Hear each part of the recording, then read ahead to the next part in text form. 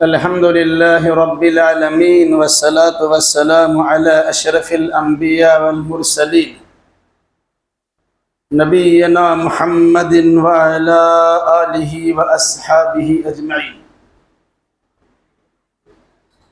أعوذ بالله من الشيطان الرجيم. بسم الله الرحمن الرحيم.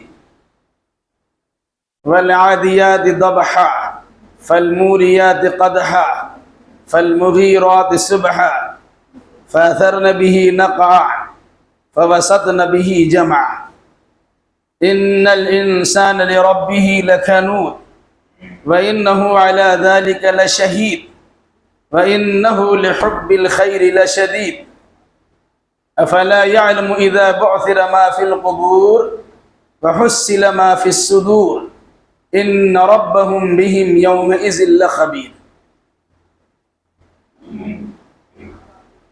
اس سورہ کا نام ہے سورہ العادیات. عادیات تیز رفتار دوڑنے والے گھوڑے. تیز رفتار دوڑنے والے گھوڑے کی قسم لفظ والعادیات کے ذریعے سے کھائی گئی ہے. اس مناسبت سے سورہ کا نام سورۃ العادیات رکھا گیا.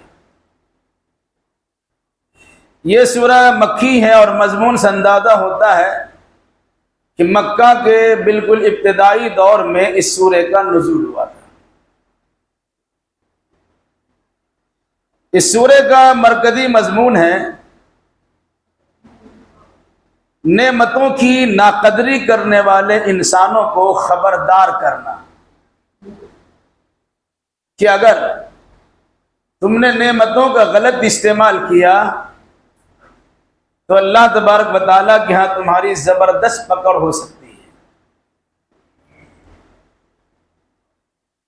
والعادیات ضبحا، قسم ہے ان گھوڑوں کی جو ہنہناتے ہوئے دوڑتے ہیں یا ہانپتے ہوئے بھی دوڑتے ہیں. اس سے پہلے یہ بات آ چکی ہے کہ قرآن مجید میں مختلف مقامات پر مختلف چیزوں کی اللہ تبارک و تعالیٰ نے قسم کھائی. امت کے لیے تاکید کی گئی ہے کہ آپ اللہ کے سوا کسی غیر اللہ کی قسم نہیں کھا سکتے، کیونکہ حدیث رسول ہے من حلف لغیر اللہ فقد اشرک،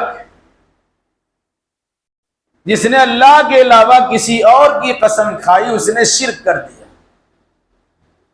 تو غیر اللہ کی قسم کھانا انسان کے لیے منع ہے، لیکن اللہ تبارک و تعالیٰ بار بار قرآن مجید میں اپنی مخلوق کی قسم کھاتا ہے جو غیر اللہ ہے.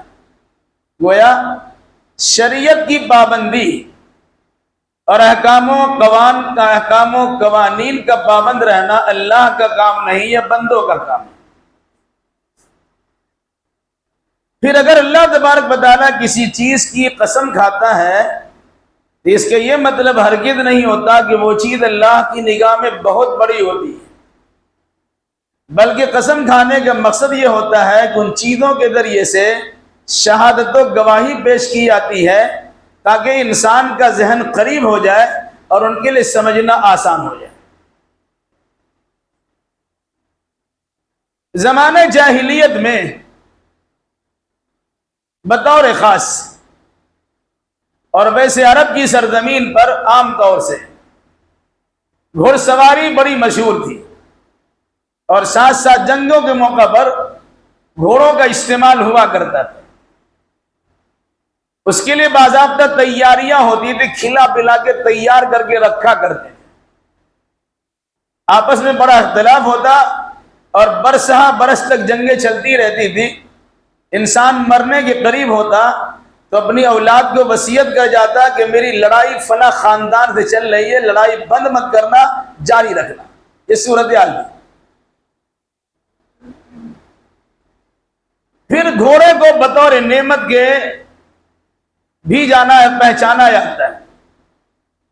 ایسی نعمت کا استعمال صحیح چیز میں ہونا چاہیے، لیکن کفار و مشرکین نے گھوڑے کا استعمال غلط چیزوں میں کیا. شب خون مارنے میں کیا، حملہ کرنے میں کیا، دھاوا بولنے میں کیا، لوٹ کھسوٹ کرنے کے لیے کیا، تو قرآن نے اسی چیز کی تردید کی ہے۔ ایسی ویسی نعمتیں تمہیں ملی ہے، ان نعمتوں کا صحیح مصرف تمہیں لینا چاہیے تھا تاکہ تم شکر گزاری کر سکتے، یعنی نعمتوں کا صحیح استعمال در حقیقت شکر گزاری کی صورت ہے، اور اگر کوئی انسان نعمتوں کا صحیح استعمال نہیں کرتا ہے اس کا مطلب وہ انسان بہت بڑا ناشکرا ہے۔ تو قسم کیا کہی؟ وَالْعَادِيَاتِ ضَبْحًا، ان گھوڑوں کی قسم جو ہنہناتے ہوئے یا ہانپتے ہوئے بھی دوڑ رہے ہوتے، یہ در حقیقت اس کی اچھائی کی علامت ہے کہ اگر مجبوریاں ہو، پریشانیاں ہو تو گھوڑے جو بولتے ہیں اس کو ہنہنانا بولتے ہیں، اور اسی طریقے سے دوڑنے والا گھوڑا وہی کارگر تصور کیا جاتا ہے جو ہانپنے کے باوجود بھی وہ رکتا نہیں، دوڑتا ہی رہتا ہے۔ تو ان گھوڑوں کی قسم جو ہانپتے ہوئے بھی دوڑتے رہتے ہیں۔ فَالْمُورِيَاتِ قَدْحًا، پھر ان گھوڑوں کی قسم جو اپنی ٹانگوں سے اور ٹاپوں سے چنگاریاں اڑاتے ہیں۔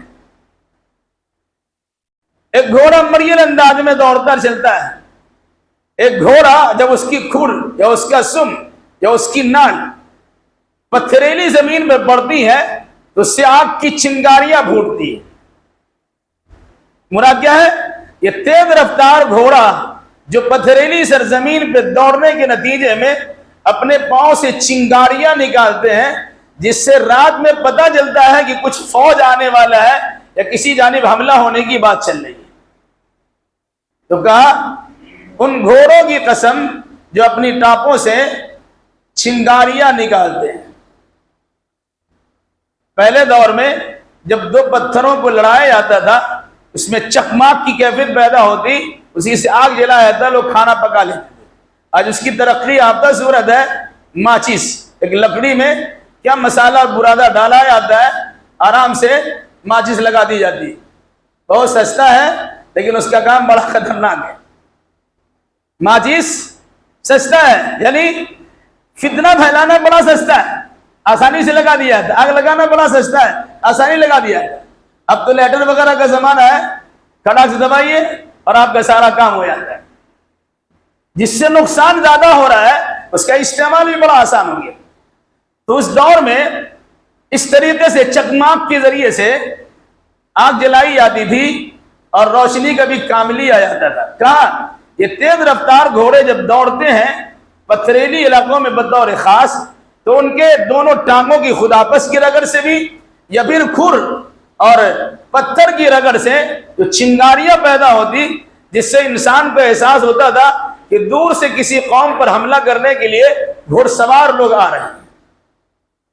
کہا ایسی سواری تم کو دی گئی ہے، اس کا تم جائز مقصد میں استعمال کر دے، لیکن ناجائز میں تم اس کا استعمال کرنے جا رہے۔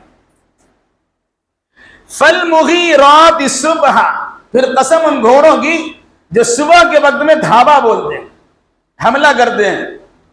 ہوتا کیا، عرب کے لوگ رات کے اندھیرے میں کسی پہ حملہ نہیں کرتے، سفر کرتے ہیں رات میں، لیکن جب حملہ کرنے کی باری آتی ہے تو اجالا دیکھ کے حملہ کرتے ہیں تاکہ اس کی بزدلی کا پتہ نہ چلے، ہم پیچھے سے وار کر کے اور مار کے چلے جائیں گے۔ ایسی لڑائی اور ایسا کھیل ہم نہیں کھیلتے، بلکہ لڑیں گے تو تم سے سامنے لڑیں گے۔ اس لیے رات میں تو ہمارا دورہ ہو جاتا ہے، رات میں ہم پہنچنے کی کوشش کرتے ہیں، دور دراز علاقے میں انسان گھڑ سواری سے گھڑ دوڑی کرتا ہے، وہاں پہنچ جاتا ہے، لیکن جب حملہ کرنے کی باری آتی ہے تو انسان دیکھتا ہے کہ رات کی سیاہی چھڑ جائے اور اس کی صبح کی سفیدی اور اس کی روشنی ظاہر ہو جائے، پھر روشنی اس پر حملہ کیا جائے۔ فرمایا فَالْمُغِيرَاتِ صُبْحًا، پھر قسم ان گھوڑوں کی جو صبح کے وقت میں دھاوا بولتے ہیں، حملہ کرتے ہیں۔ فَأَثَرْنَ بِهِ نَقْعًا، پھر وہ گھوڑے اس وقت یا اس جگہ پر گرد و غبار کو اڑاتے ہیں۔ ظاہر سی بات ہے، آج کی طرح سعودی عرب اس وقت تو تھا نہیں، آج گرد و غبار نام کی چیز نہیں، سڑکوں کو اتنا صاف ستھرا ہے، دیکھیے گا کہ آرام سے سو جائے، کپڑا بھی گندا آپ کا نہیں ہوتا ہے، اور ہم وقت صفائی میں لوگ لگے رہتے ہیں۔ اس وقت میں وہ علاقہ ریتیلی علاقہ بھی ہے، پتھریلی علاقہ بھی ہے.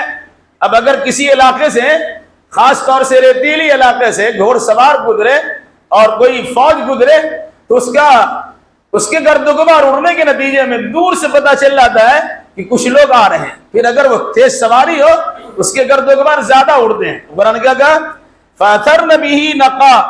پھر یہ گھوڑے اس وقت یہ اس جگہ پر گرد و غبار کو اڑاتے ہیں. اور اسی پر بس نہیں، فَوَسَطْنَ بِهِ جَمْعًا. پھر یہ گھوڑے اس وقت یا اس جگہ جماعت کے بیچ میں گھس جاتے ہیں. جہاں دفاع کرنے والے لوگ موجود ہیں، جہاں علاقے کے افراد موجود ہیں، یہ گھوڑے رکتے نہیں، بالکل ان کے بیچ ہی میں چلے جاتے ہیں. رات میں شب خون نہیں مارتے، رات میں ان کا سفر ہوتا ہے. صبح کے وقت میں جو حملہ کرنے کے لیے جا رہے ہوتے ہیں تو گرد و غبار اڑتے، جسے پتہ چل جاتا ہے کہ بس قریب ہمارے سامنے پہنچ چکے ہیں. انسان اس کے مقابلے کے لیے سامنے آتا ہے، اس کے دفاع کریں گے، روکیں گے. لیکن یہ گھوڑا کہاں رکنے والے، ان کے بیچ میں داخل ہوتے ہیں اور ادھم مچاتے، اب تباہی مچا دیتے. ان گھوڑے کی ان قسموں کی قسم کھا کر اللہ تبارک و تعالی نے جو بات بیان کی ہے اسے سمجھیے. اس سے پہلے بات آ چکی ہے، اللہ کی ہر بات قابل اعتبار ہے، لیکن جس بات کو اللہ تبارک و تعالی قسم کھا کر مؤکد کر دے، قسمیہ انداز میں کسی بات کو بیان کرے، تو انسان کو بطور خاص اس پر خاص توجہ دینا چاہیے کہ آخر اللہ اتنی زبردست قسم کیوں کھاتا ہے.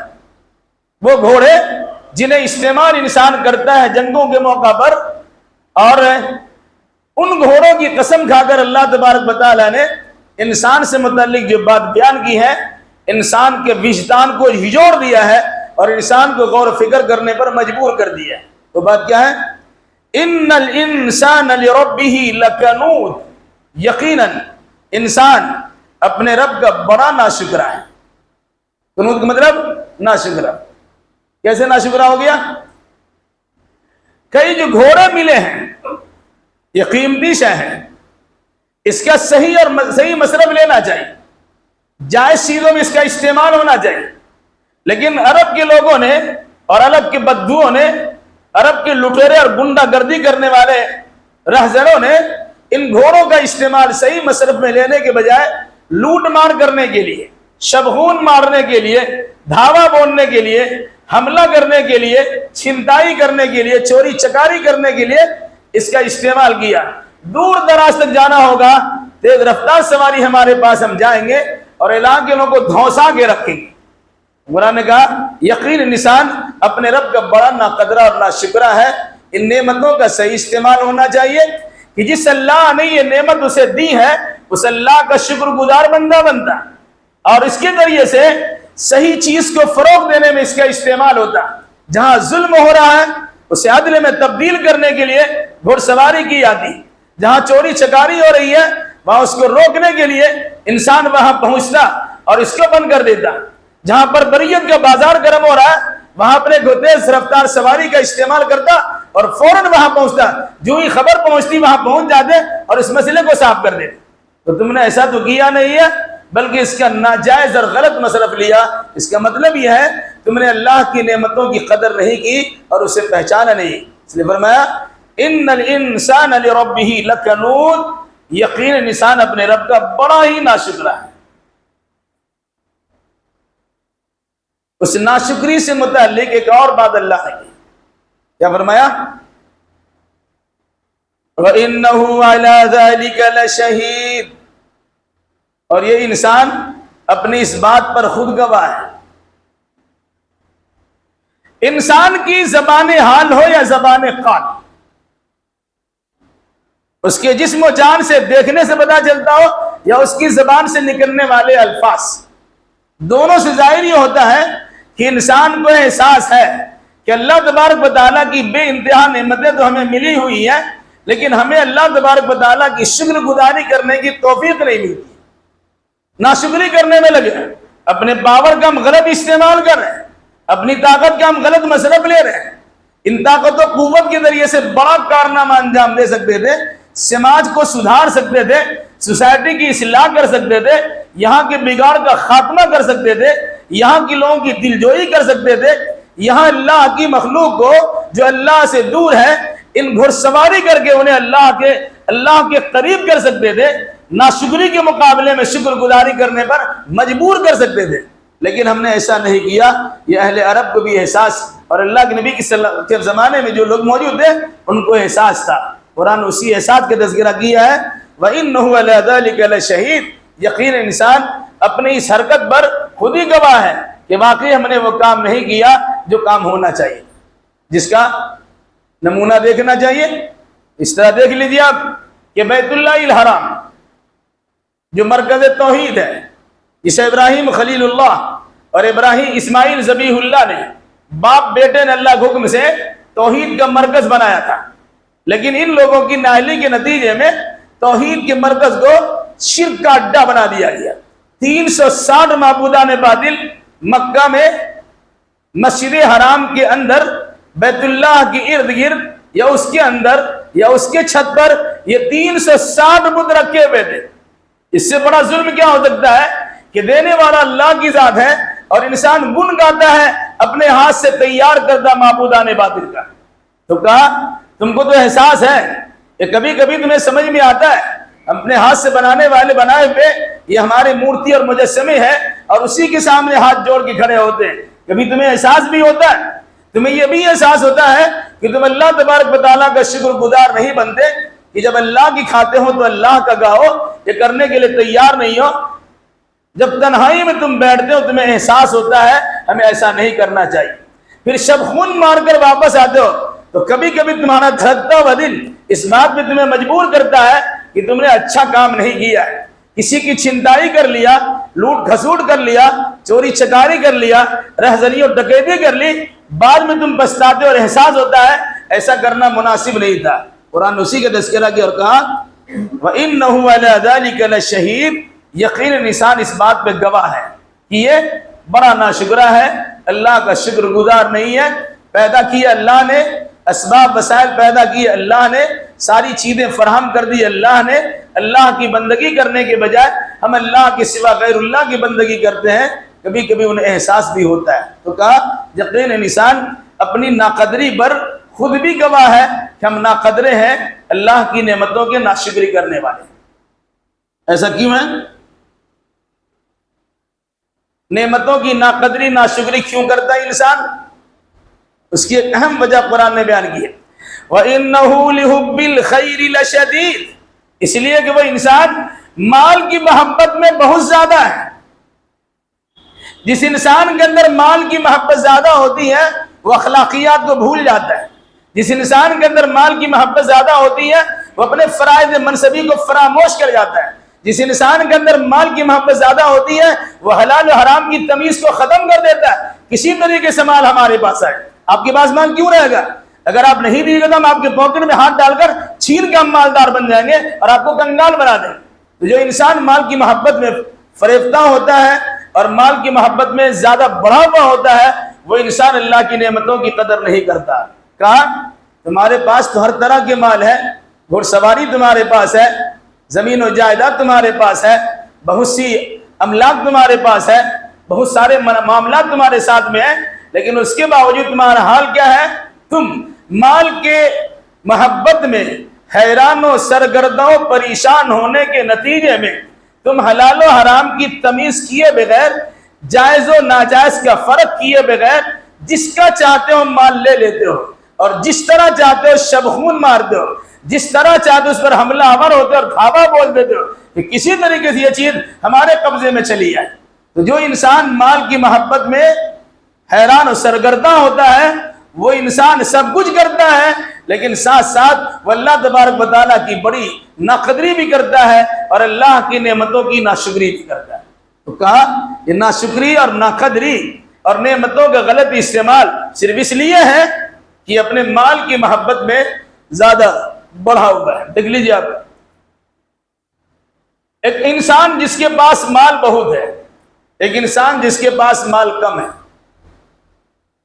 دونوں میں فرق ہے۔ مالدار اپنے مال بچانے کی فکر میں رہتا ہے، چاہے اس کا ایمان چلا جائے پرواہ نہیں، وہ حق بات بولنے سے گریز کرتا، کیوں؟ حق بولیں گے، ہمارا تو شیش محل ہے، کسی نے چھوٹا سا پتھر کا ٹکڑا پھینک دیا، ہمارا شیش محل تو چکنا چور ہو جائے گا۔ فلاں علاقے ہمارا کاروبار ہے، ہمارا شو روم، ہمارے دکان ہے، ہمارے زمین و جائیداد ہے، ہمارے تجارت کے اسباب وسائل وہیں سے ہوتے ہیں، ہم ماں کیسے ہم بول سکتے ہیں؟ اس لیے زبان خاموش، اور زیادہ زیادہ ایسی مجلسوں میں بیٹھنے سے انسان کنارہ کشی اختیار کرتا، بیٹھتا ہی نہیں ہے، کوئی پکڑے گا تو بولنا پڑ جائے گا، اس لیے بہتر کنارے رہو۔ عمرہ حضرات مساجد کا دروازہ کیوں کھٹکھٹاتے نہیں؟ مسجدیں کیوں نہیں آتے ہیں؟ انہیں گھر ڈر لگا رہتا ہے، کوئی چندہ مانگنے والا چندہ مانگ لے گا، انہیں ڈر لگا رہتا ہے کسی قسم کا معاونت طلب کرنے والا تعاون طلب کر لے گا، انہیں ڈر لگا رہتا ہے کہ ہم نے تو اکثر و بیشتر کا مال ہڑپ کر کے اپنے آپ کو مالدار بنایا ہے۔ الا ماشاء اللہ، یاد رکھیے گا، الا ماشاء اللہ، اکثر و بیشتر جو عمرہ حضرات ہیں وہ غریبوں اور مزدوروں اور مسکینوں اور بیواؤں کا مال لوٹ کر وہ مالدار بنا ہوا ہوتا ہے۔ اس کے گھر میں، اس کے کارخانے میں، اس کی کمپنی میں کام کرنے والے لوگ کام کرتے ہیں، مہینوں میں اس کی تنخواہ نہیں ملتی ہے، اس کی مزدوری نہیں ملتی ہے، لیکن آپ کا دسترخوان اتنا اعلیٰ عرفہ ہے کہ دنیا کے لوگ اس کی تعریف کرتے ہیں، کیا دسترخوان ہے، اور کتنے لوگوں کا پیسہ لے کے بیٹھے ہوئے ہیں۔ آپ کو پتا ہے مزدور کے گھر میں عید ہو نہ ہو، لیکن آپ کے گھر میں عید کے سارے ساز و سامان پہلے چلے آتے ہیں۔ جہاں پر آپ کا نام و نمود ہو، ریا اور شہرت ہو، وہاں بہت سارے کارنامے انجام دے دیتے ہیں۔ کیوں بھائی؟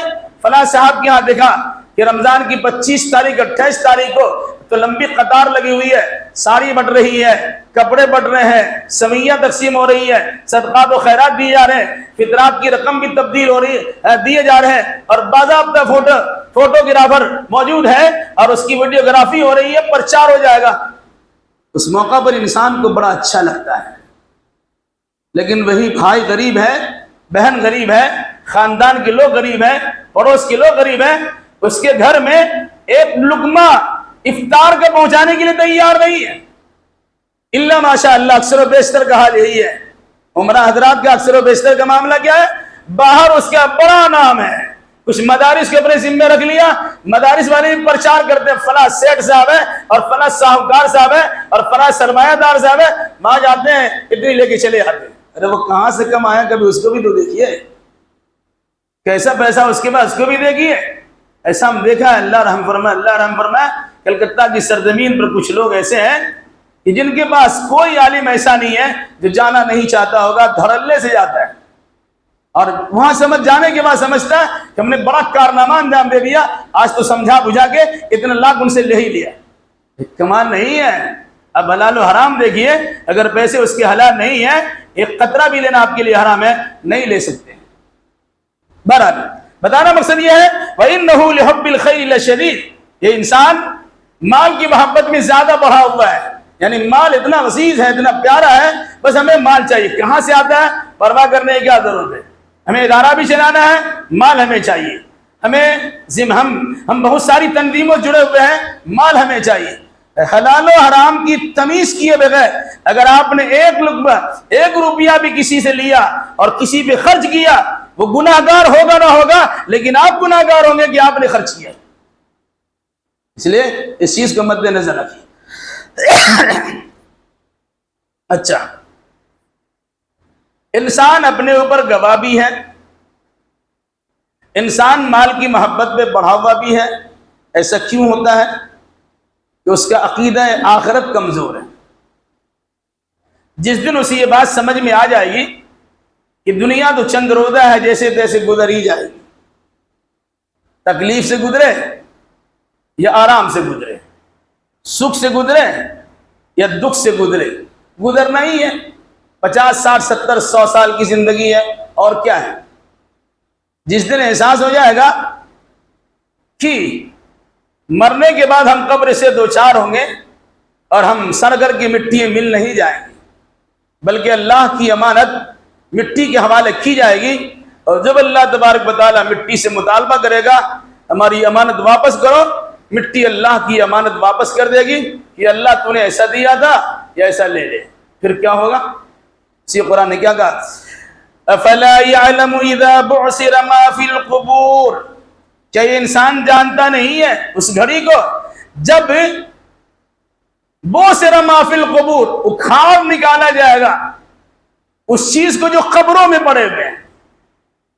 قبر میں جو ہے جن کی قبریں اکھیڑ دی جائے گی وہاں سے نکال دیا. اس سے پہلے پڑھ چکے ہیں وَأَخْرَجَتِ الْأَرْضُ أَثْقَالَهَا، زلزلہ زبردست ہوئے زمین پر برپا ہوگا، زمین اپنے اندر کے سارے خزانے باہر کرے گی، اور ساتھ ساتھ جو انسانی شکل میں اللہ نے مردوں کو بطور ودیت یا بطور امانت وہاں رکھا ہے اسے زمین واپس کرے گی.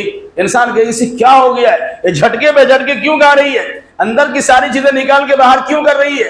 ارے ہم تو ختم ہو گئے تھے، ہم تو سوچے تھے کہ کھاؤ پیو موج اڑاؤ، موت آئے تو مر جاؤ، ہم تو مر کے ختم ہو گئے تھے. لیکن زمین نے تو ایسا نقشہ پیش کر دیا ہے جہاں اولین و آخرین کا اجتماع ہے، سارے لوگ یہاں جمع ہیں، اور پھر اس کے بعد پھر اللہ کی بارگاہ پیشی بھی ہونا ہے، پھر ہمیں اعمال سے متعلق خبردار بھی کیا جائے گا. ذرہ برابر بھی نیک اور برا عمل ہم نے کیا ہوگا اس کی لمبی فہرست ہمارے سامنے ہوگی، کتاب میں باضابطہ لکھا ہوگا، اور کتاب یعنی نام اعمال میں لکھا ہوا ہمارے پاس موجود ہے. پھر کیا ہوگا؟ تو جس دن انسان کو یہ احساس ہو جائے گا اس کی زندگی تبدیل ہو سکتی ہے، وہ اپنے آپ کو اصلاح کر سکتا ہے، وہ اپنی بھلائی اور خیر خواہی جب سوچے گا تو پھر سوچے گا کہ ہمارے ذمہ کن کن کے حقوق ہیں، پہلے حقوق ادا کر دو. ہم آرام سے رہیں نہ رہیں، لیکن جس کا لے کے ابھی تک ہم آرام کی زندگی گزار لی ہے کم از کم ان کو تو کچھ آرام پہنچا دے، شاید اسی نتیجے میں ہماری بخشش بھی ہو جائے. کیا قرآن کہتا ہے افلا یعلم، تو کیا یہ انسان جانتا نہیں ہے، اذا اس وقت بوسر ما فی القبور، جب نکال لیا جائے گا ان تمام چیزوں کو جو قبروں کے اندر ہے. قبر میں کیا ہے؟ آپ کے خزانے نکلیں گے، اس سے فرق نہیں پڑتا ہے، لیکن اصل تو آپ نکلیں گے.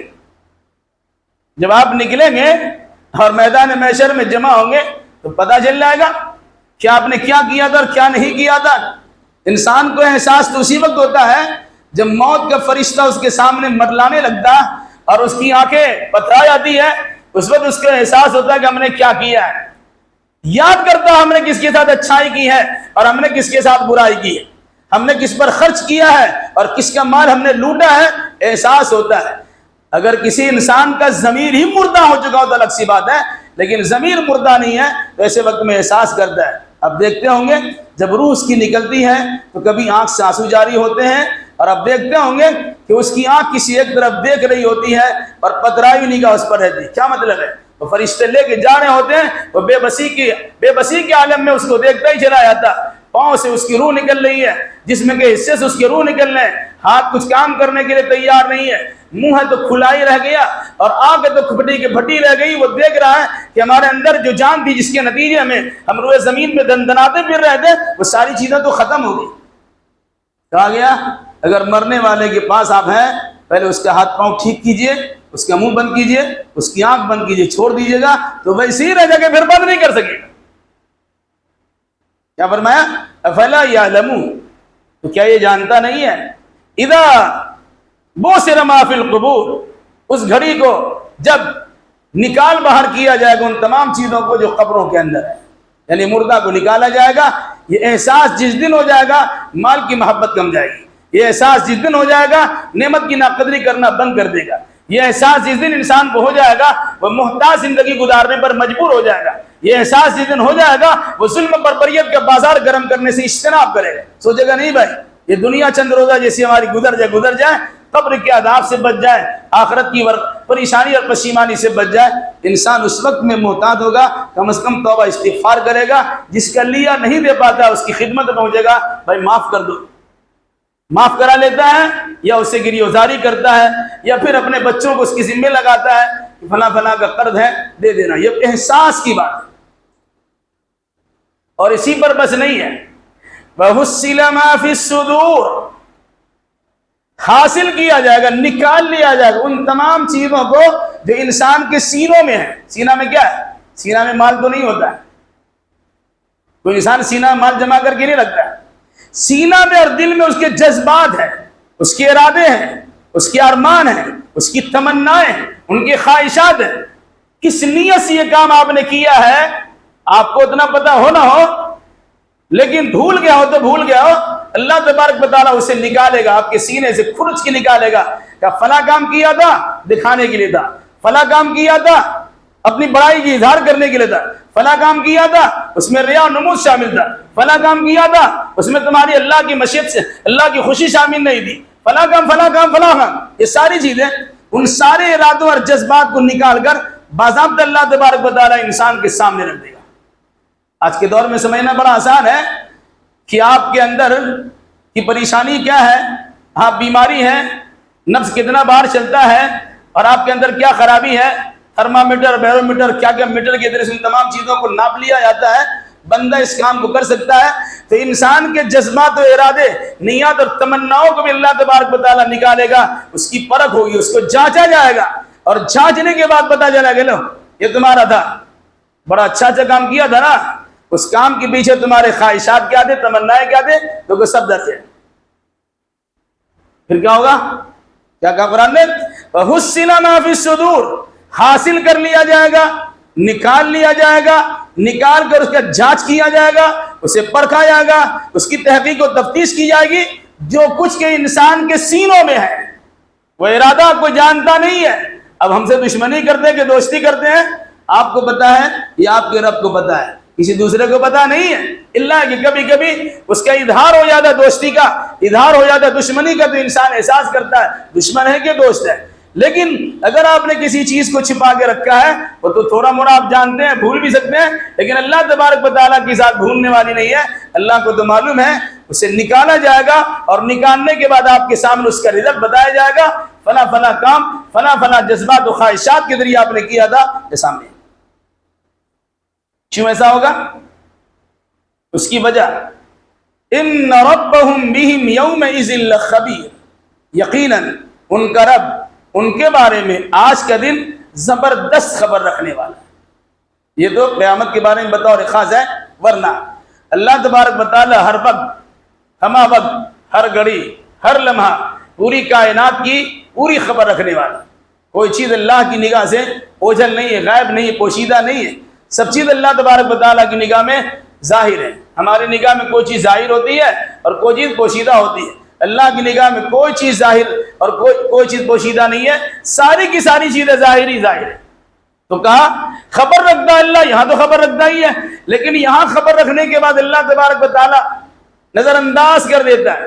ورنہ اگر کوئی انسان کوئی گناہ کرتا ہے، اللہ تبارک و تعالیٰ چاہے گا تو فوراً اس کی گرفت کر دے گا، چھوڑ دیتا ہے، کیونکہ حساب کا دن اللہ نے متعین کر کے رکھا ہے، وہاں حساب لیا جائے گا، وہاں فیصلہ چکایا جائے گا، وہاں اس کے بعد جنت و جہنم، جیل اور آرام کی مکان جنت و جہنم کو جو رکھا گیا ہے اس اعتبار سے وہاں فیصلہ کر کے وہاں پہنچا دیا جائے۔ کیوں؟ ان ربهم بهم یومئذ لخبیر، اس لیے کہ ان کا رب اس دن ان کے بارے میں بڑی اچھی خبر رکھنے والا ہوگا اور اس خبر کا اظہار کرے گا۔ مراد خبر رکھنے والا تو شروع سے ہے، لیکن اس خبر کا اظہار کر دے گا، فلاں فلاں خبریں تمہارے متعلق ہیں، یہ خبریں دیکھ لو۔ مطلب کیا ہے؟ انسان جب اللہ تعالیٰ کے بارے میں یہ اقرار اور یقین کر لے کہ اللہ تبارک و تعالیٰ کی نگاہ سے موجل نہیں ہے، انسان بڑا محتاط ہو جاتا ہے۔ کوئی کام کرنے سے پہلے یہ سوچتا ہے کہ اللہ کوئی کمپنی کا مالک ہم کو دیکھ رہا ہے، کوئی ذمہ دار ہم کو دیکھ رہا ہے، تو انسان اپنے کام کے اندر درستگی پیدا کرتا ہے، سستی اور کاہلی سے کام کر رہا ہوتا ہے، لیکن معلوم پڑا کہ کمپنی کا مالک آ گیا یا کمپنی کے آنر آ گئے یا وہاں کا مینیجر آ گیا یا وہاں کے ذمہ دار آ گیا، تو آدمی سب طرف سے بات چیت بند، موبائل بند، گفتگو بند، کام اس طرح لگا رہتا ہے کہ دیکھنے والا سوچے گا بڑی محنت سے کام کر رہا ہے۔ یہ تو انسان کے لیے ہو سکتا ہے، اللہ تبارک و تعالی ہمیشہ دیکھتا ہے اور ہمہ گھڑی ہر وقت اللہ کی نگاہ میں آپ ہیں۔ یہ الگ سی بات ہے کہ اللہ دنیا میں پکڑتا نہیں، کیونکہ دنیا میں انسان کو اختیار دیا، اچھا کرو کہ برا کرو تمہارا اختیار ہے۔ ہاں، مرنے کے بعد جب میدان محشر میں پیشی ہوگی، تمہیں نکالا جائے گا، تمہارے اعمال کا کیا کرائے تمہارے سامنے پیش کیا جائے گا، نام اعمال کی شکل میں تمہیں کتاب دی جائے گی، خود تم کو پڑھنے کو کہا جائے گا، تم پڑھو گے اور اپنے بارے میں کہہ دو گے اس میں سب کچھ لکھا ہوا ہے، پھر فیصلہ کر لو گے کہ جنت میں جانے والے ہو کہ جہنم میں جانے والے ہو۔ تو یہ اللہ تبارک و تعالیٰ خبر رکھتا ہے، اس خبر کا اظہار وہاں کرے گا۔